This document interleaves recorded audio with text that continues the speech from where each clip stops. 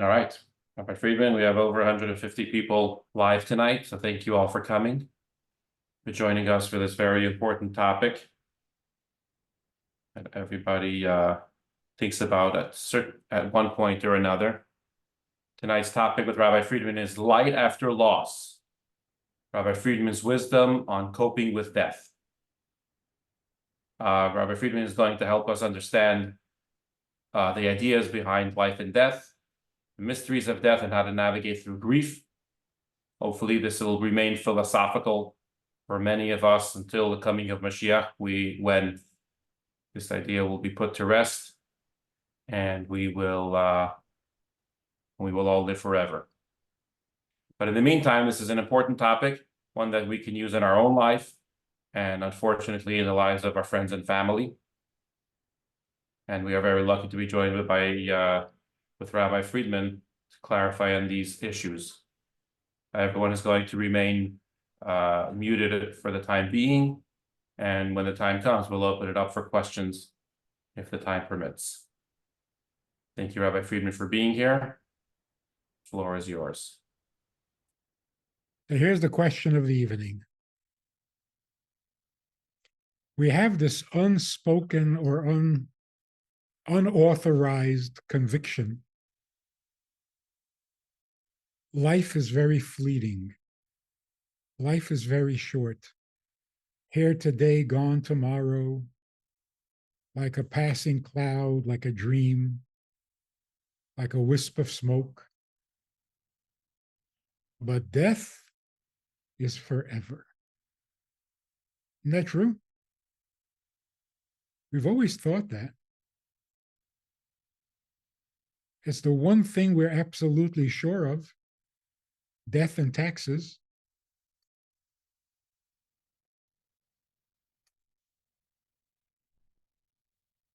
The only difference between them is death doesn't become more expensive every year.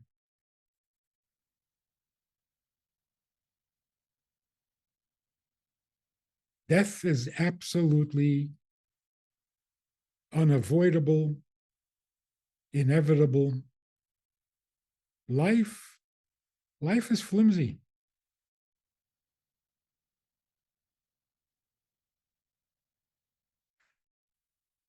That's such a depressing idea. What a lousy world this is. That life is fleeting and temporary and death is permanent.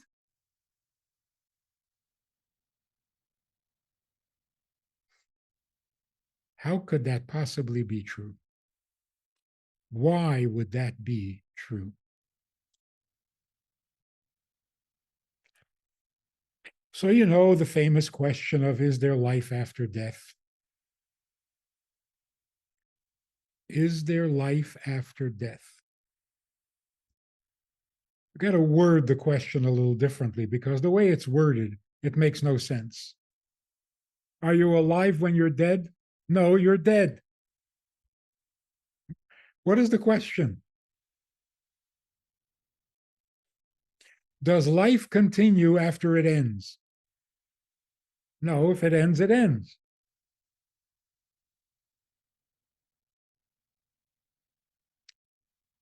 The real question is, what in the world is death? What does that mean?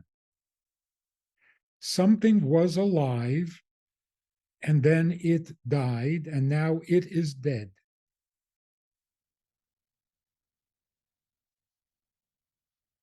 That's a lack of understanding. That's misinformation. Life is not something you get, you acquire. You had life, now you don't have life. Who are you? There's this you that can either be alive or not be alive, as if life is some expendable feature in a human being. It's not the way it is. Life is an entity, a reality of its own. There are things that are alive. Life. Life cannot die.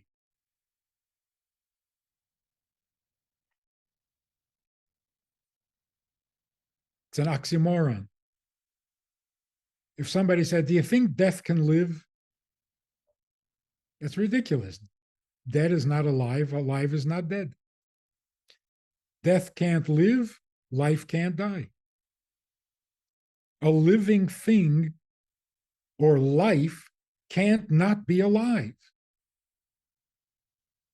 Life lives. That's all it knows how to do. It can't die. So, what is alive? The soul. The soul is a living energy. Can a living energy not be alive and not have energy? No, it can't.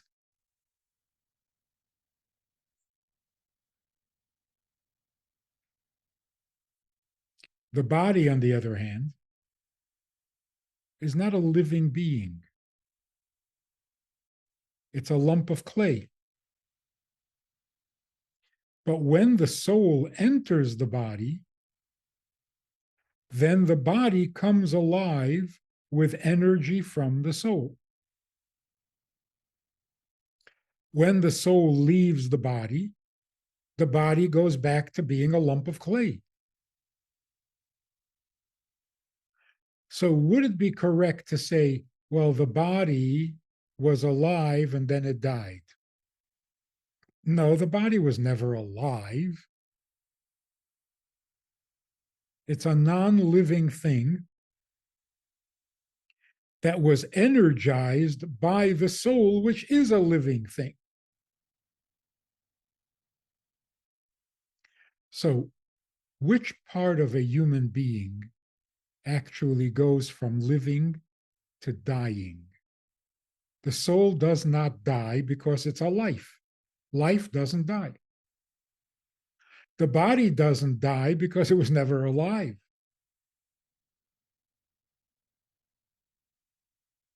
So, what in the world dies? What is death?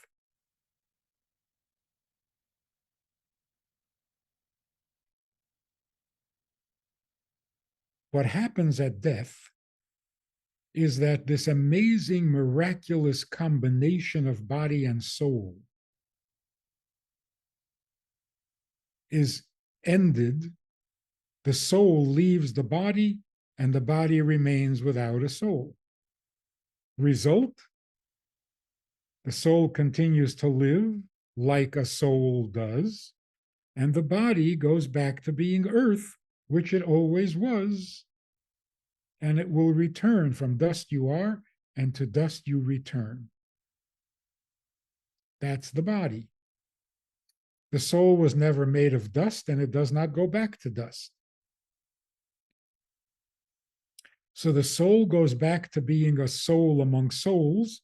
We call that heaven. It's heavenly for a soul to be back among souls without the weight of a body.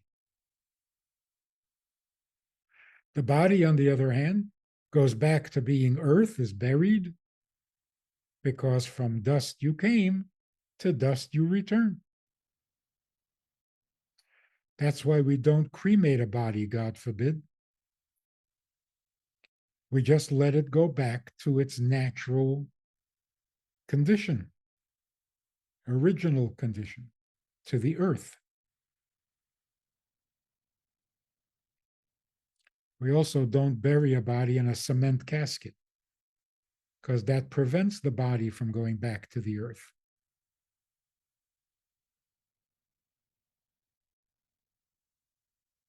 So now, what is our definition of death? What died? Actually, the only thing that died was the time. How much time was this soul given to remain in its body? Because at birth, the angel announces how long this person is going to live in a body, down to the very second. When that time is up, the combination of body and soul comes to an end. So literally, you run out of days. You have so many days to live. When the days are up, the time is up. The body doesn't die because it was never really alive. The soul doesn't die because life doesn't die.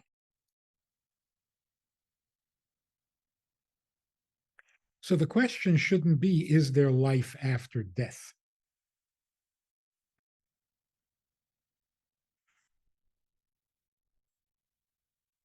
Question should be, what is life for the soul after it leaves the body?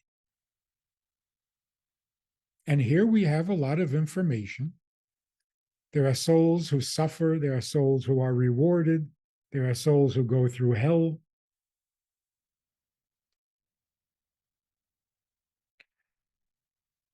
What does it mean to go through hell? It means that getting adjusted to being without a body is a painful adjustment. We get very attached to our bodies. And to suddenly find yourself without a body is painful, confusing, takes getting used to. Just like when a person is born, it takes some time for the soul to get used to being in a body.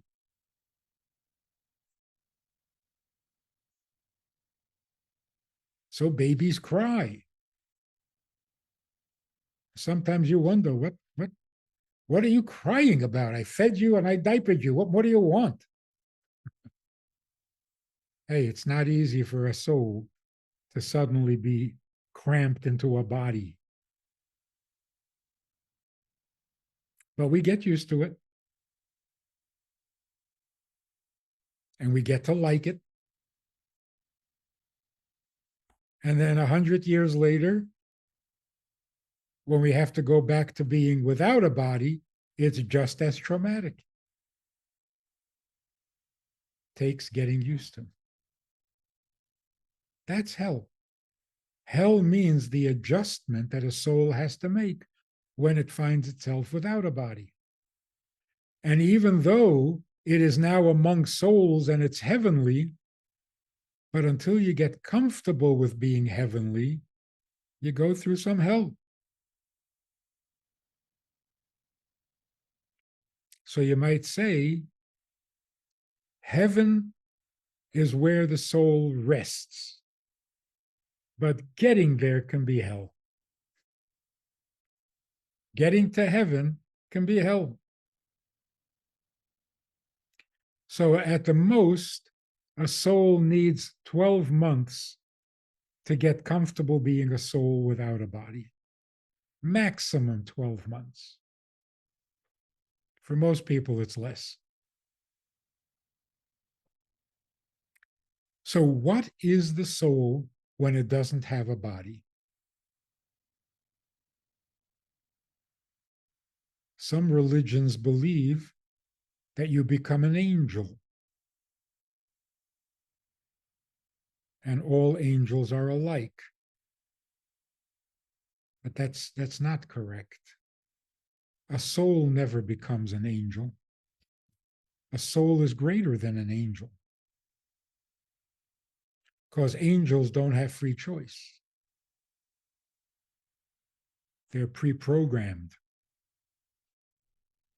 There's the angel of kindness. Kindness is the only thing it's capable of. There's the angel of mercy. That's all the angel of mercy can be, is mercy. One trick pony. The angel of death, it only knows one thing. Whereas a human being can be kind and can be compassionate and can be cruel.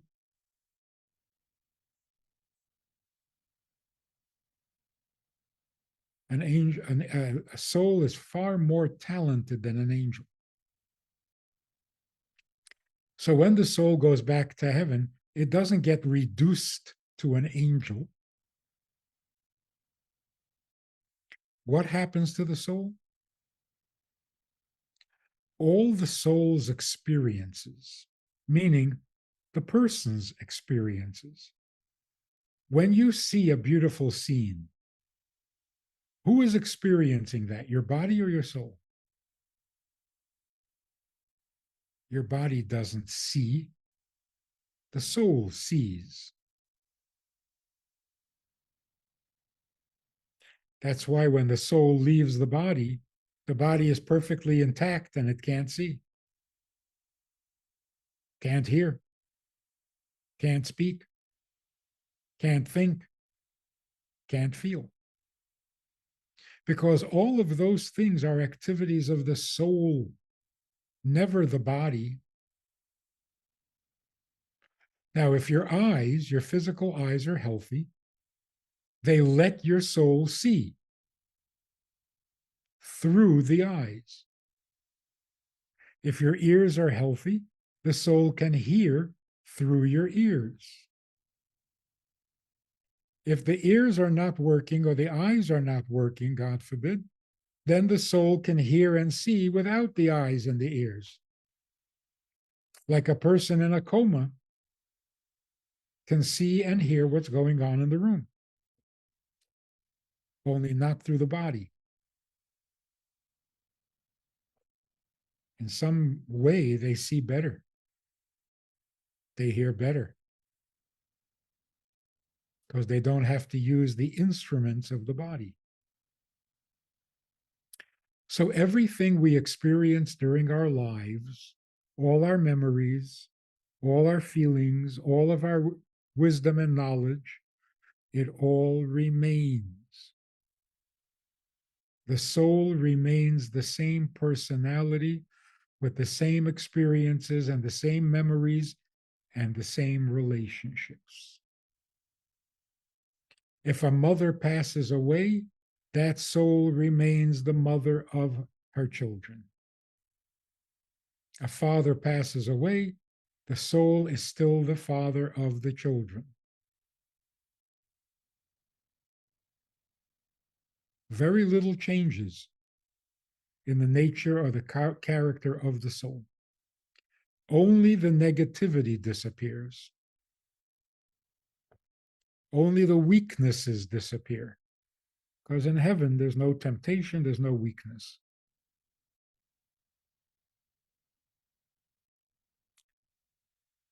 So I was sitting at a Shiva call. A man had lost his father, and he made a joke about his father. Suddenly he looks to me and he says, is that allowed?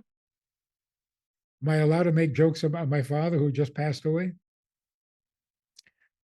I said, well, it depends. Did your father have a sense of humor? If he had a sense of humor, he's probably laughing because that was a good joke. If he didn't have a sense of humor, boy, are you in trouble.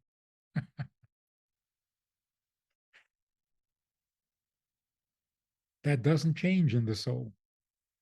If your father was a very straight, no nonsense guy, he still is. If he was a fun loving guy, he still is. Personality doesn't change. That's what it means that the soul lives on. The soul meaning the character, the personage. In Hebrew, when you need to be identified, you are identified by so and so, the daughter of so and so, even though your parents have passed away. But who are you? You are the daughter of so and so, not you were the daughter. Your mother is still your mother, your father is still your father. They're just not available for a picnic.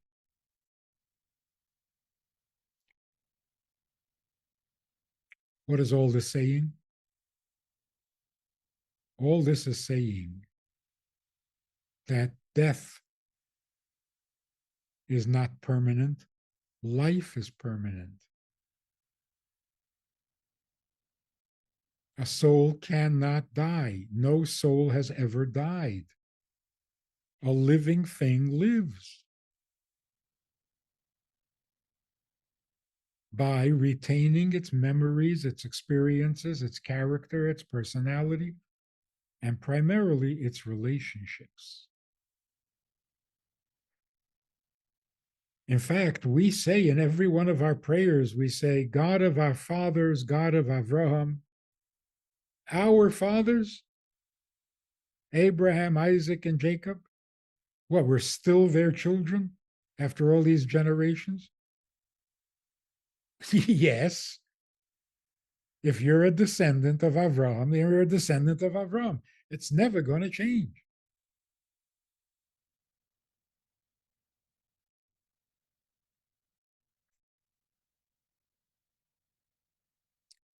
So life is permanent.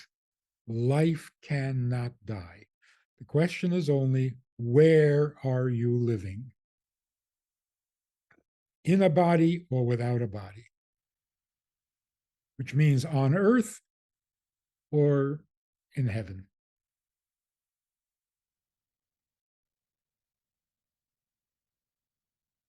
In some way, in heaven, you're more alive because you don't have the limitations of a body. Keeping a body living is strenuous. It's a drain on the soul. That's why we need to go to sleep. Sleep means when the soul takes a little bit of a break from animating the body. So during sleep, the body doesn't move around. It's not involved in activities. So the soul can relax a little bit and refresh itself for the next day. So when the soul leaves the body completely, it is in some way more alive than before. Certainly not less.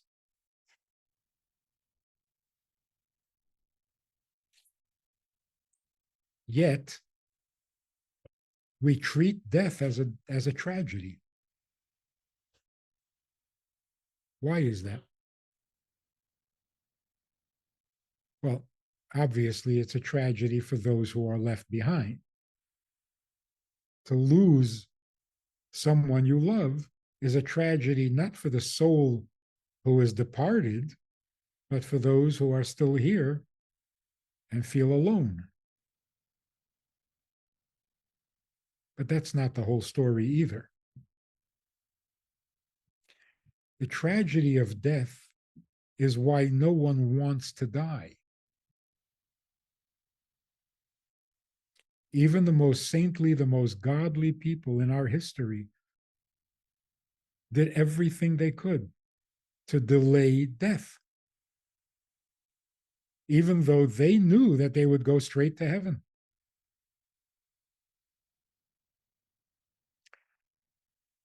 What is the tragedy of death? The tragedy of death is the soul comes down into a body at birth for a purpose. It is sent on a mission. Every child born is born with a mission. In other words, you are born for a purpose. Fulfilling that purpose is better than life. It's the purpose of life. When life is over, it means your mission is over. And we would rather remain active and employed than retired and rewarded. So for the soul, it is much more comfortable, painless, pleasurable, safe to be in heaven. But it doesn't have the same meaningfulness. We would rather be on a mission than be in a 5-star retirement home.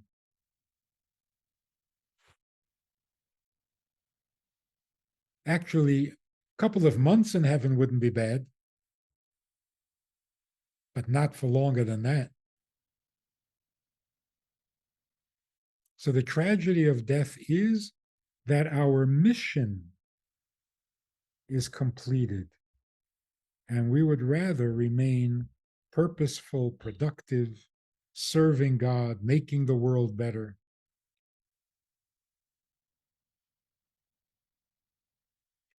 Now, we're also told, and of course it's true, every soul that lived in a body and served God and did good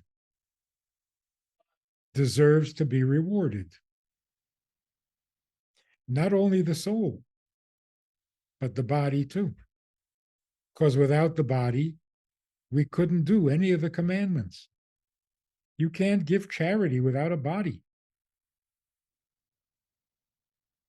You can't light a Shabbos candle without a body. You can't eat matzah without a body. You can't be fruitful and multiply without a body. So the soul motivates the act of the mitzvah, but it's the body that makes it possible. So we're told that when the soul goes back to heaven, it is rewarded for all its good deeds. Well, what about the body?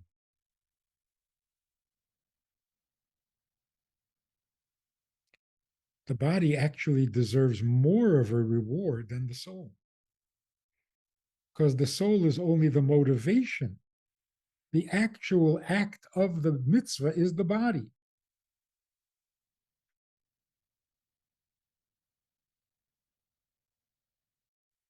That's why we are assured that there will come a time when all souls in heaven will come back to their body, the body in which they served God. And together they will be rewarded. And then they will never be separated again. Which means we define death as running out of days. The soul is still alive, the body was never alive. So what changed? Ran out of time. Time is up. Death means the time is up. Even that is temporary. Because eventually the body and the soul are reunited forever, and the time will never be up. We call that the resurrection of the dead.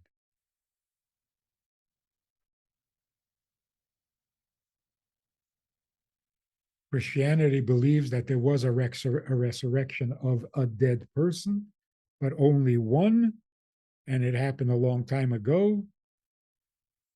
And we believe, the Torah says, that's what's going to happen to every soul that served God. The body that served God also needs to be rewarded. So for the individual, life is permanent, death is temporary. What do we tell children who lose a parent, God forbid, or grandparents whom they were close with? Do you know of a good statement? Something true and useful What do you tell children about death? And what you tell children is a good way to measure whether it's true, whether it's positive, whether it's helpful. So, one of the things we often say to children is grandma is in a better place.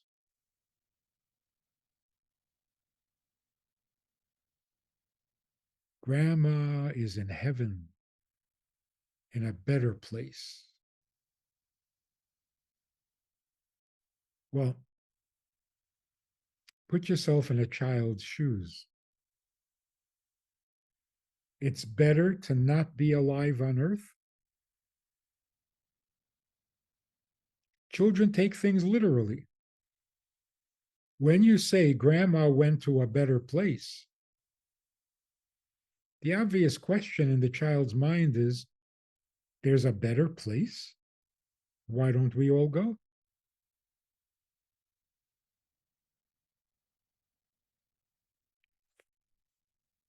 It turns out that it's a terrible thing to say. It undermines the sanctity of life, it cheapens life, and it leaves the kid wondering. If there's a better place and you can get there, well, why don't we all go there?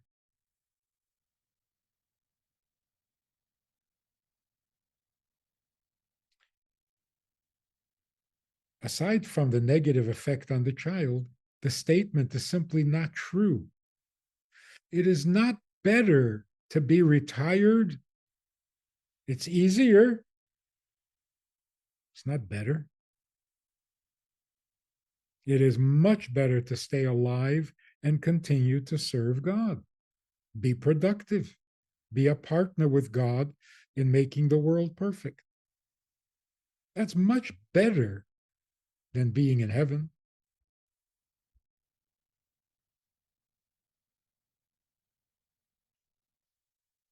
So it really should be forbidden to say that there is a better place than earth. It kind of breeds terrorism.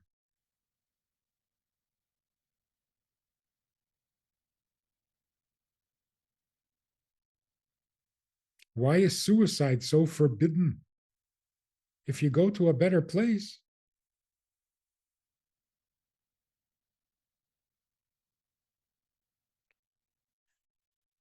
so what else can we tell children when their grandma dies? God loved your grandmother very much, so God took her to be with him. Sound good?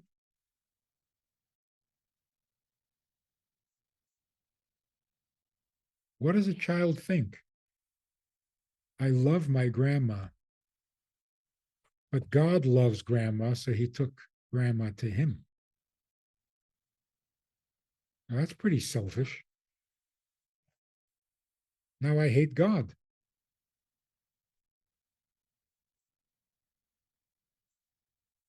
Not a good message to tell a child.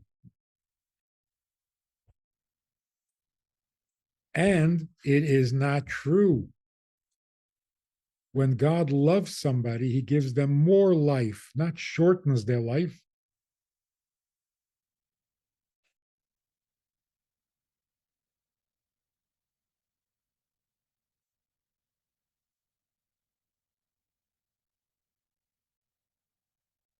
The only sensible thing to say to a child, which also happens to be true, is grandma will come back.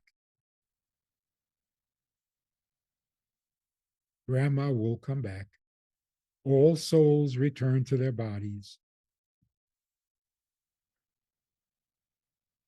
This is why we have great respect for a grave site where the body is buried. Even if the body has been buried for hundreds of years, thousands of years, the body that is buried there is still significant. Yeah, because the soul is going to come back to that body.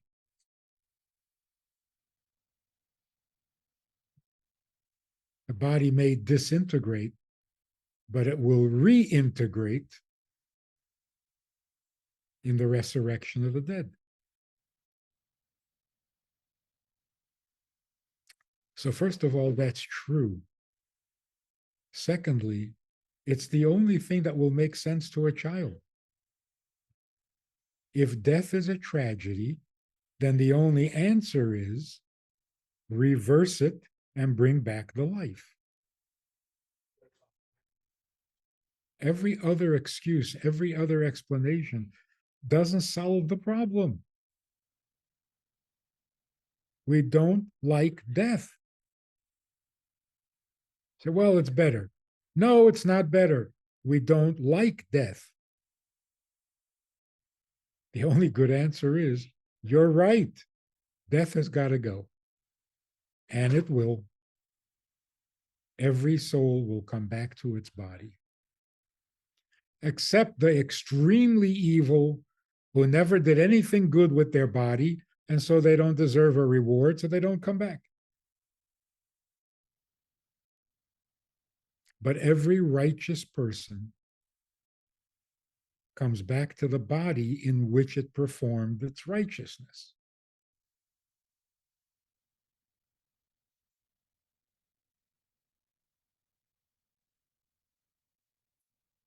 So here's the key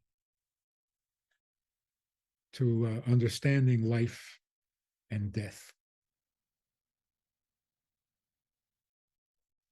The tragedy of death is not just the separation between the living and those who have passed away.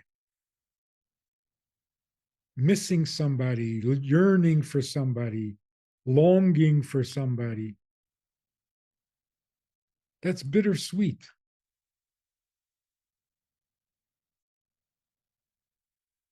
Can you imagine not having anyone you miss? No one you yearn to see?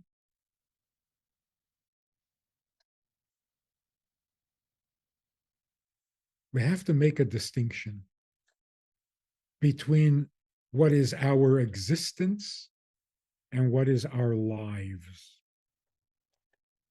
Existing doesn't mean you have a life.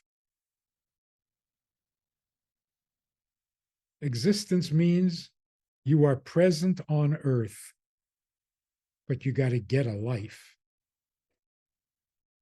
So walking, breathing, functioning, thinking, that's not life. That's existence. Life means, what is the purpose of your existence? You exist. For what? If you don't have a for what, then you have only existence and no life. Not enough.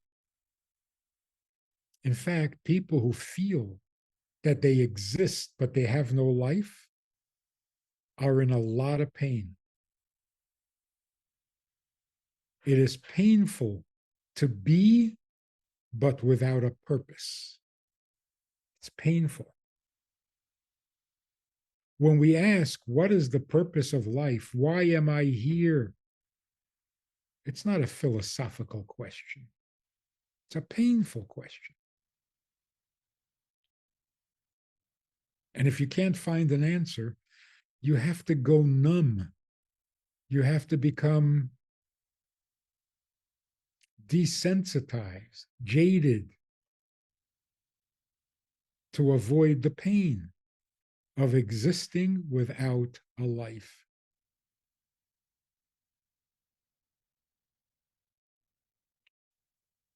All negative feelings, by the way, all painful feelings, all depressing feelings come from our existence, never from our lives. Life never gets depressed.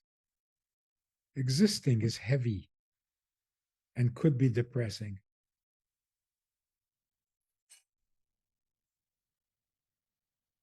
Like, why do I have to eat? Eating is not a life. I have to eat to remain in existence. I have to drink to remain in existence. I have to sleep to remain in existence. I need friends. I need security. I need a house, a roof over my head. Why?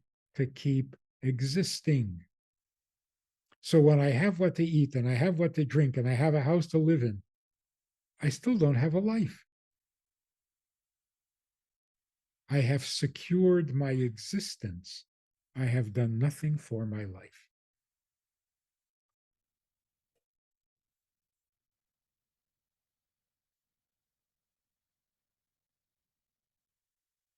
So existence is a burden. It's a burden. To exist, you need to eat, you need to sleep, you need some money, you need a house, you need friends, you need protection, you need love, you need approval. The list just goes on and on and on. And all of that just so that you can keep breathing. And you still don't have a life.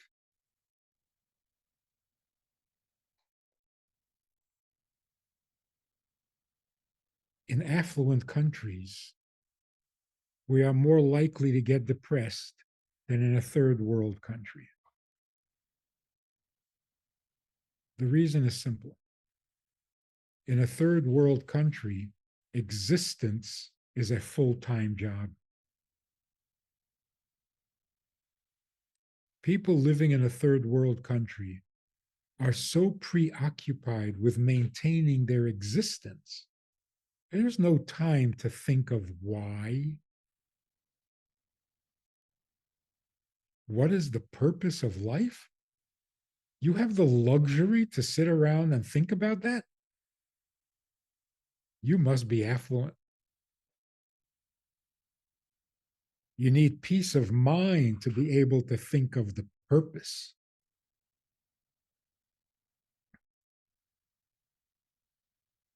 And when you think, I have a good existence, have a house, mortgage is paid, have a good income, good retirement plan, I won't go hungry, but I don't have a life. That's painful. And if you don't ask that question about, what is it all for? Your children who grow up taking affluence for granted, they're going to be asking, what's it all for? Even before they become teenagers.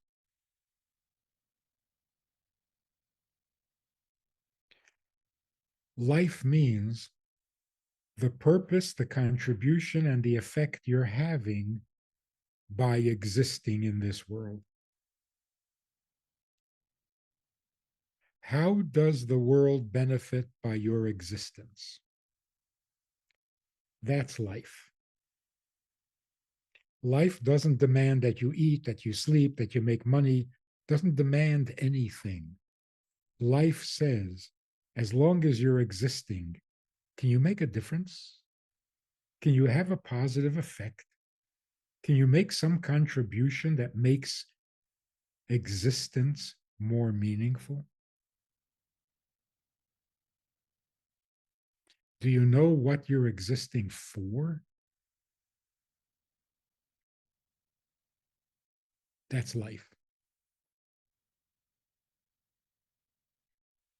So when a teenager says, I'm very angry because my mother ruined my life,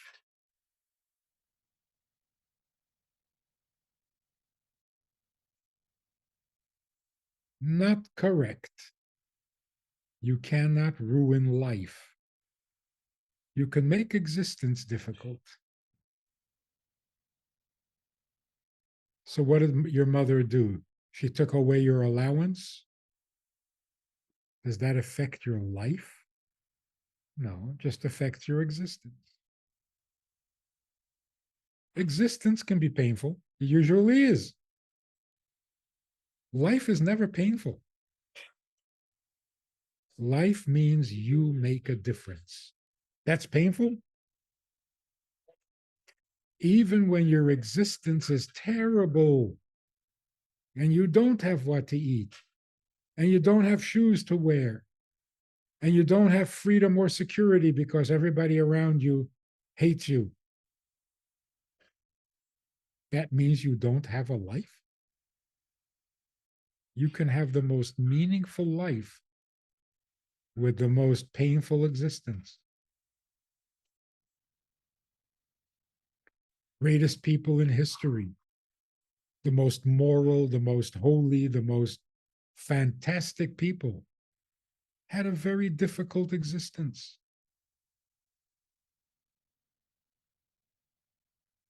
Didn't stop them.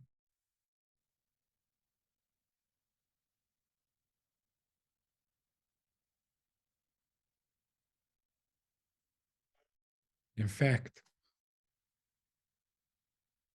we now have a better definition of death. Death means your existence ended, not your life.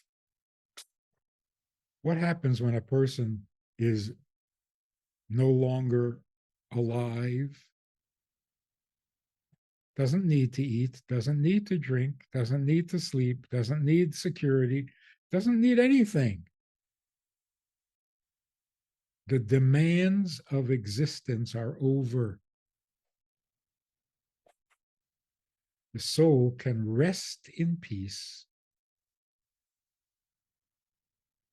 but life is not over.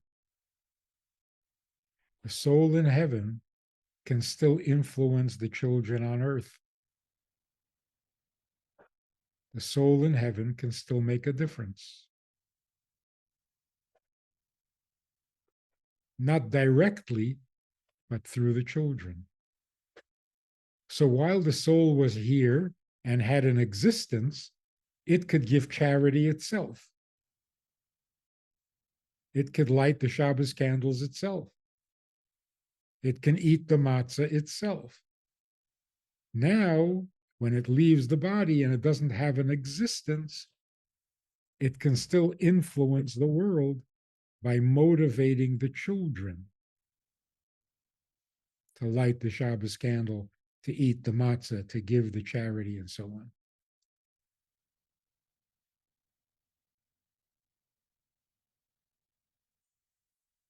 This is a very positive way of thinking. I don't know if we should call it optimistic, but it is definitely positivistic. The positive thinking is this: all my aches and pains, all my worries, all my concerns, all my anxieties, all my depression comes from my existence. Existence was never that good to begin with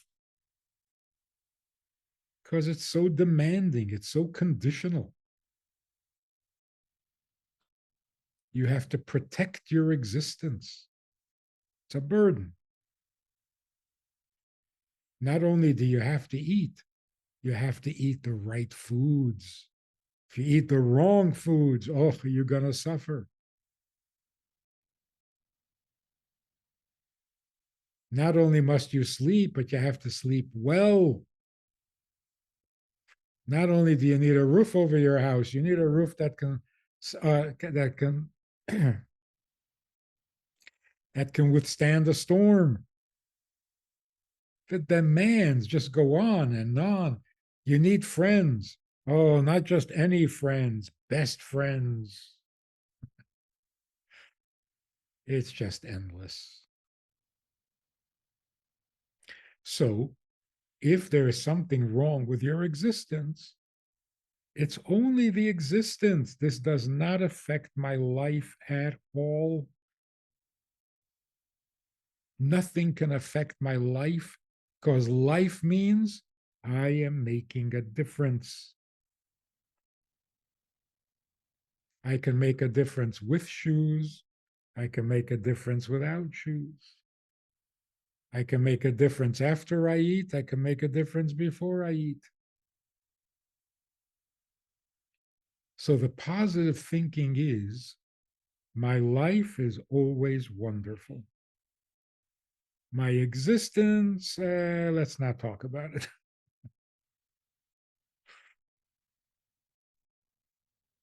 So, should we be pessimistic or optimistic? Well, your existence is always pessimistic, but your life is always optimistic.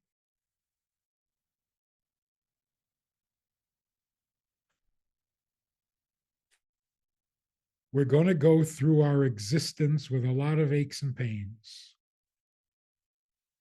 But when life is good, we can handle the pain. When we think that our life is bad, now we're getting into a unhealthy, destructive frame of mind because it's not true. Life is always wonderful. Excuse me. So when a person says, my life stinks, don't be confused. Your existence stinks because you don't yet have a house of your own and you haven't made your first $1,000,000. But your life is wonderful.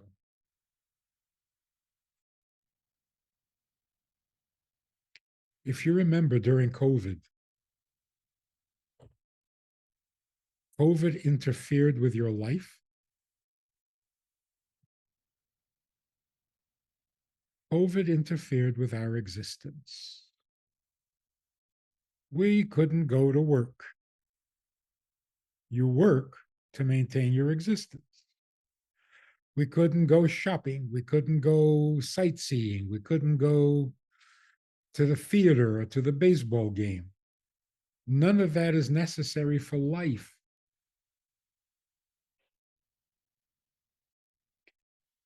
So COVID really took a bite out of our existence.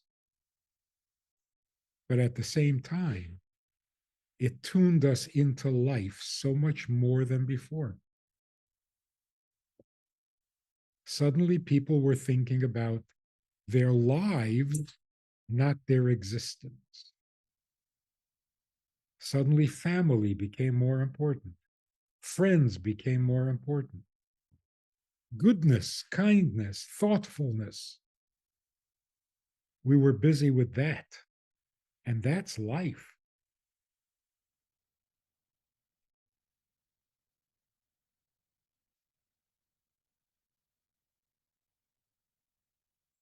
What do we tell children about life?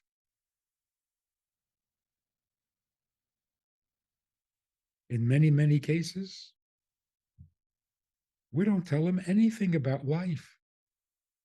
The entire education of a child, in many cases, is only about existence, not a word about life. You teach a child how to cross the street safely. That's your existence. You teach a child how to eat with a knife, with a fork and spoon. You teach a child not to play with fire, how to ride a bicycle, how to brush their teeth, how to tie their shoes. Not a word about life. Then you say to your child, you got to get an education, study, get a good marks on your report card. Now that sounds like a message about life, but we ruin it. We say, get a good education because then you'll make more money because you'll have a better career. So we corrupted education by turning it into a survival tool. Survival is about existing.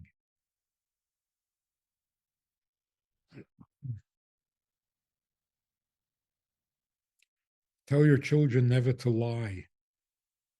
Always tell the truth. But then we ruin it.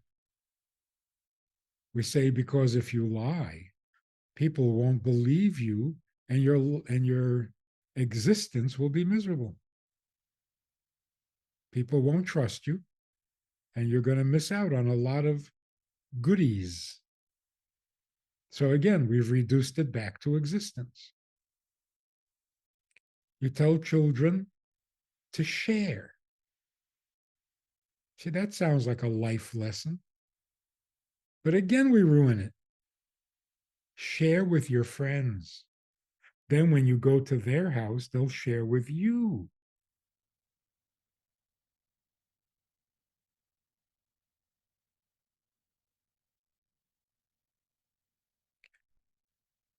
It's not surprising that kids are bored. Kids feel under challenged. They don't know why they should do any of these things because it's just existence.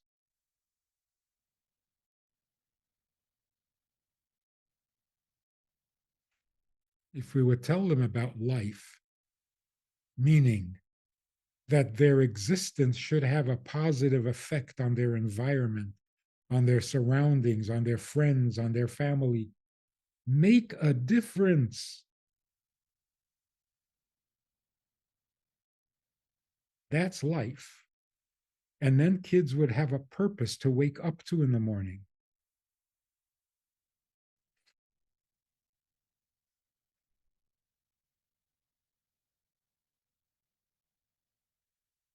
The message when there's a tragedy, the tragedy means somebody's existence ended. The response to that is, well, then let's make a bigger contribution. Let's come more alive and worry less about our existence.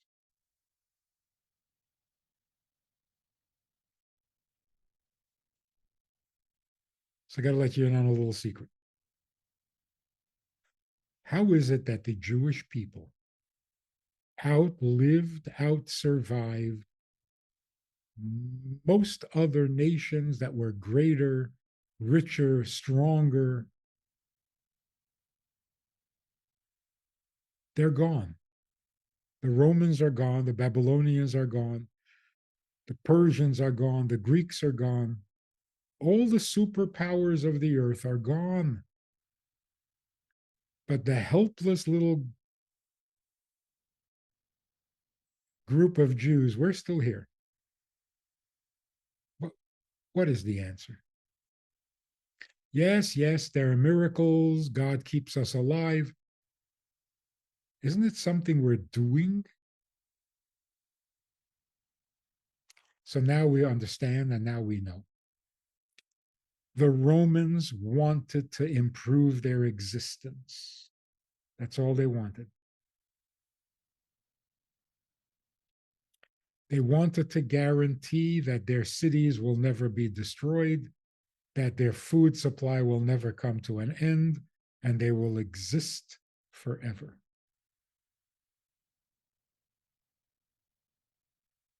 The sun will never set on their empire. When you devote all your energies to existing, you are doomed because the existence becomes so heavy, so demanding, so exhausting, it kills you. When we became a nation, which was at the foot of Mount Sinai, and then traveled through the desert for 40 years, absorbing the teachings of the Torah. At the end of the 40 years, Moshe gave us a little parting speech. He wasn't going to enter the promised land. And he said to the people who will, said, don't get too comfortable. You'll come to the land of milk and honey. You will settle down. It'll be wonderful, but not for very long. You're going to be thrown out of the land. You're going to be dispersed all over the world. You're going to be reduced to a fraction of your number. You're going to be unwelcome in all the countries that you will live in. You're going to have one miserable time.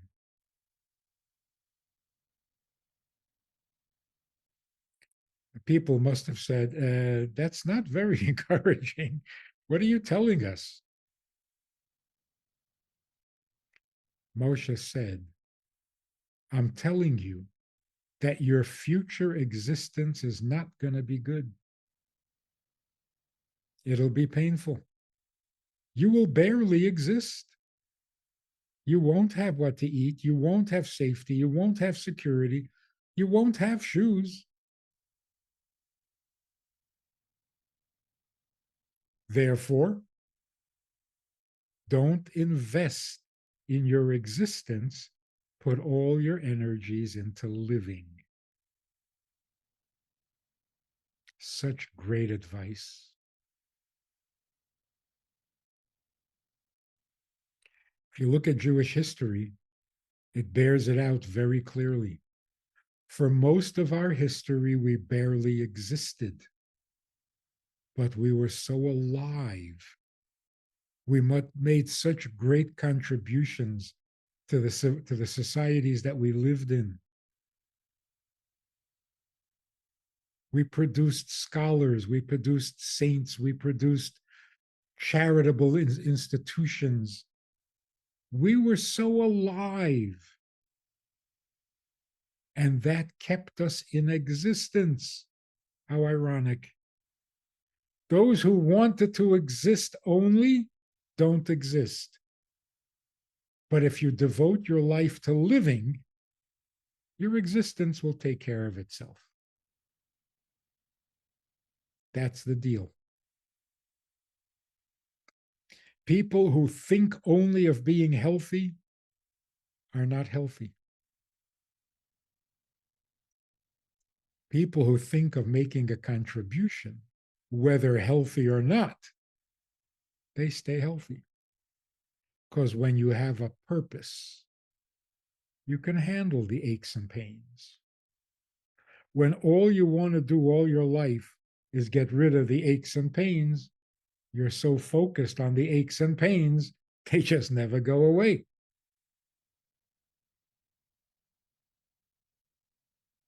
So, this is what God tells us to do. When your existence is painful, take the high road.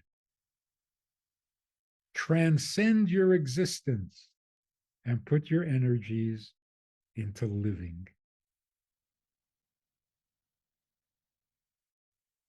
Final thought. When you give charity,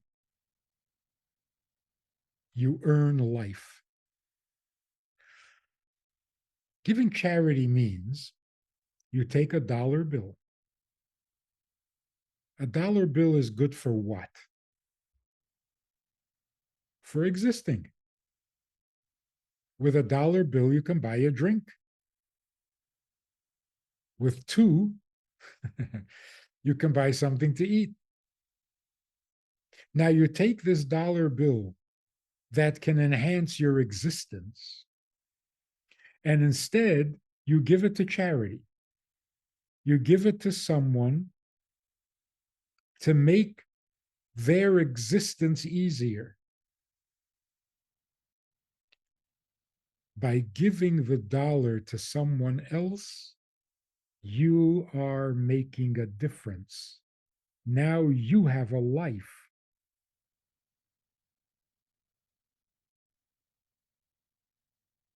By enhancing another person's existence, you have a life. By honoring your father and mother, which means make their existence easier, now you have a life.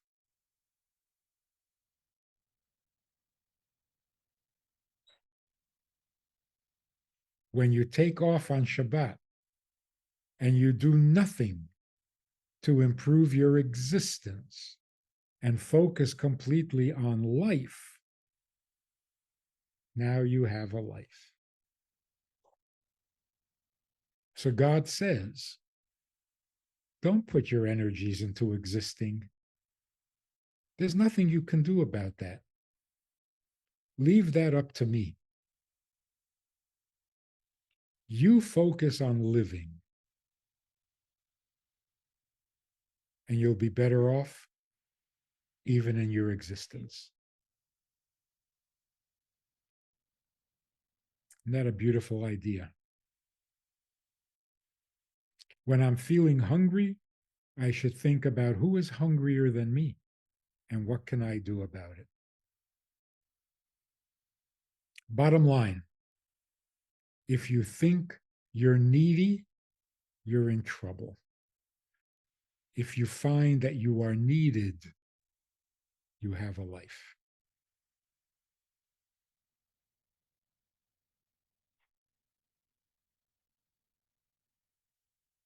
Look around. Who needs you? Where can you make a positive improvement in people's existence? How can you make life on earth a little better, easier, more meaningful, more enjoyable? If you're busy with that, all your petty, what are they called, the small stuff, don't sweat the small stuff. The small stuff will disappear. And the heavy stuff won't feel as heavy.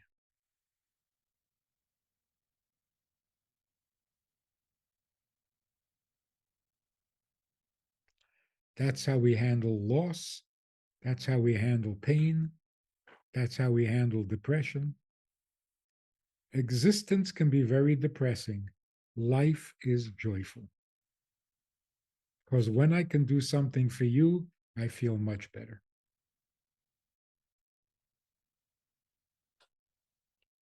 When I know that God needs me and created me with that purpose, I feel better already.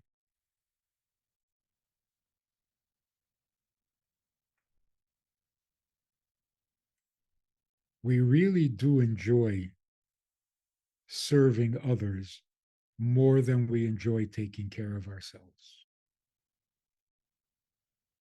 That's just our nature. I'd much rather be needed than needy. So, what do you think? I have a question about the soul. Yeah. When we die, can our souls communicate, for example, with the souls of our parents? I mean, I have a hard time separating the physical from the soul, but in some way, does the soul recognize and communicate with the soul of one's parents or family or loved ones? Absolutely. And in what way? I mean, how can you describe that? Well, for some people, many people, there's an actual conscious communication. During sleep, when you have this visit, and you know this is not just a dream, not uncommon, not uncommon at all. A parent or a child comes from heaven and tells you something or shows you something. The lines of communication exist. There are ways for souls to communicate with their family or even with strangers after they go to heaven. If it doesn't come consciously, it can certainly come subconsciously, where suddenly you have an idea of something you're going to do, which you wonder, where did that thought come from? Where did that idea come from? And very likely it came from your mother, your father, your grandparent, or your best friend. What do you think souls in heaven talk about? The latest news, they talk about their children. What else is there to talk about?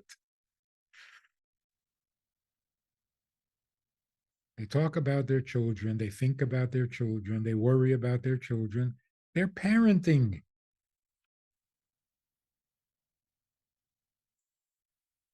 And if a child, God forbid, dies and the parents are still on earth, what do you think the child is thinking of?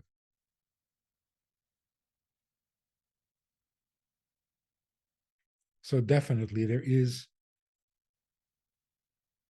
conscious and unconscious forms of communication.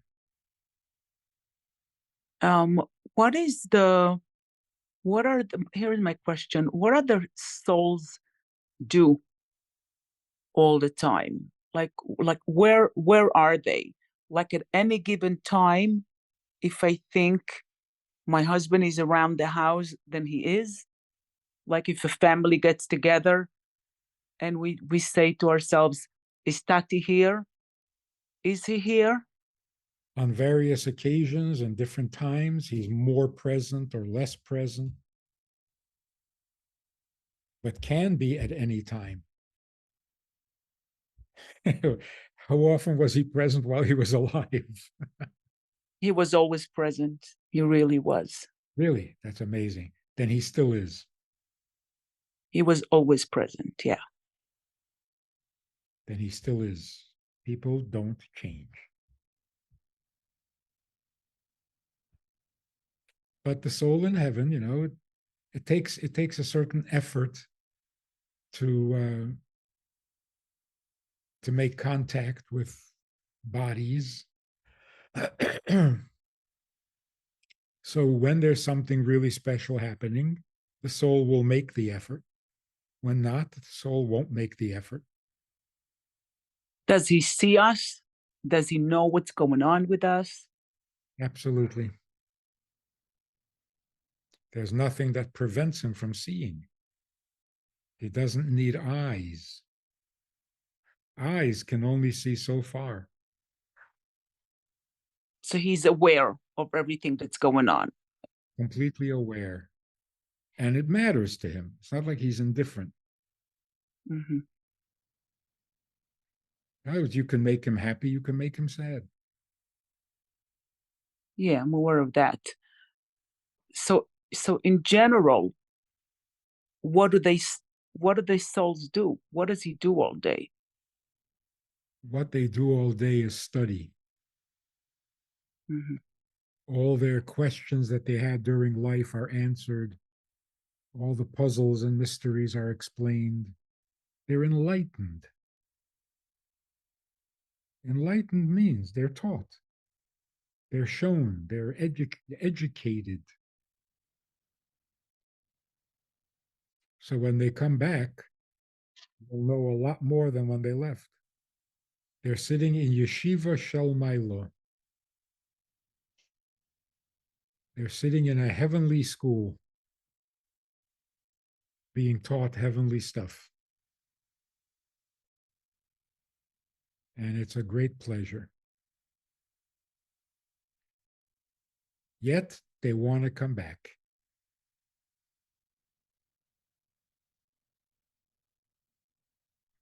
So they are waiting for Mashiach even more anxiously than we are. Thank you very much, Rabbi Friedman, for that presentation. Now would be a good time to mention that in about 3 weeks, Rabbi Friedman will have a course on this topic as well, the soul and the afterlife. And we're going to live into the hour is late if you're in New York. So we're going to take 3 more questions, and then we're going to leave the rest of the questions for the course. Rabbi Friedman, somebody mentioned in the chat, how do we remarry if the deceased spouse is very much present? Souls can have more than one mate, soul mate. You can't be married to 2 people at the same time. but you can have many soul mates. So when a person remarries a second time, that third soul is part of the same soul, which means the soul divided into three parts. If you remarry 3 times, the soul divided into 4 parts. So your husband or your wife was your soulmate before you met him, before you married him. He was a part of your soul. When you married, you united with that part of your soul. Same thing happens after death. You're still soulmates, you're just not married to your soulmate. So you can have another marriage, and that will be a soulmate as well, because it's part of that same soul. The mystery is when those souls come back, then who are you going to be married to? That mystery will leave for Mashiach to solve. Reb Aaron?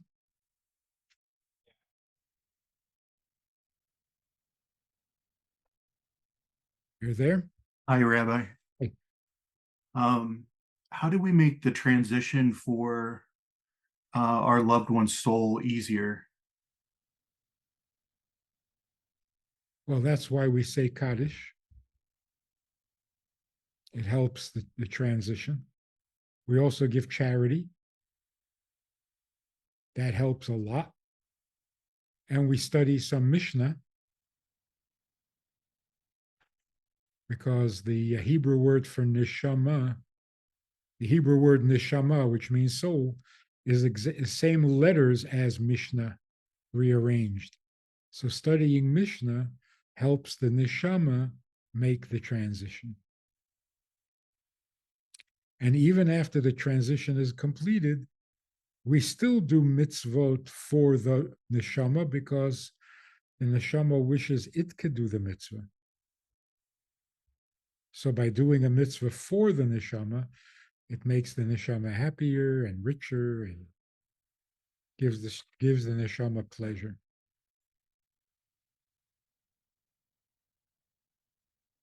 What have we got? 1 or 2 more questions? Let's do one more. Let's do Shlomo. Hi. First of all, thank you so much for such a beautiful presentation. It was really, really beautiful. Enjoyed listening every minute. I would like to know, what if it's not a parent, but it's someone that's very close to you? Like, how can you make it should be easier? It shouldn't be so hard. The tzedakah and the Mishnah, very helpful. I have a friend that passed away a year ago. He was literally everything to me, a guider, a mentor, and I do a lot in his memory. I try to do as much as I can, but I still I want to know that he's good, that he's happy and everything is good with him. I really cared for him while he was alive, and now after he's not here with us anymore, I just want to make sure that everything is good with him. You can be very confident that everything is good with him. It's been more than a year. Now with Utah this week. Okay. So there's no question he is fine. Can you still do good things for him? Yes, of course. Goodness is endless. So every time you mention him, every time you quote him, every time you're grateful to him, it makes a difference to him. But he doesn't need to be helped through the transition. The transition is over long time ago. You also mentioned that that the soul comes back to the body. What means a gilgul? I want to elaborate on that. Gilgul. What is a Gilgul? Like, to what body does it come back? I always knew that all the bodies are Gilgulim from the previous bodies, right? That's a little complicated. Gilgul means, in English, is reincarnation.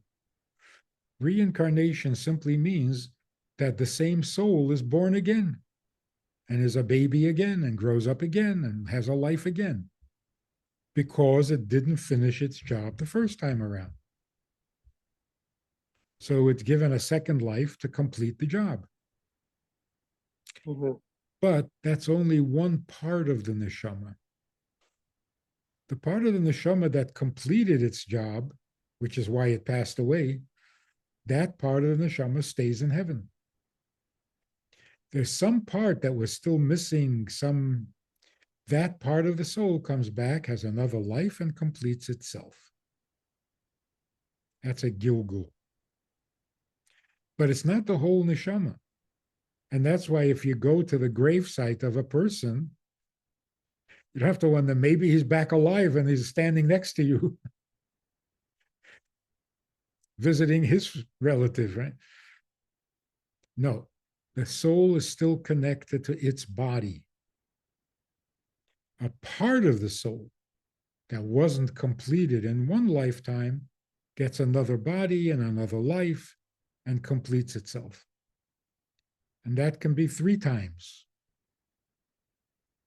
You can have 3 lives.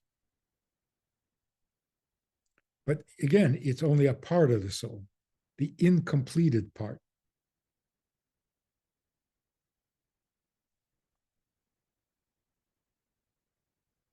Yeah, we've all been here before. We're all here for the final touches. I joke about it, but maybe it's true. Why are we all so tired? Why do people say, I feel like I was born tired? Well, maybe you were.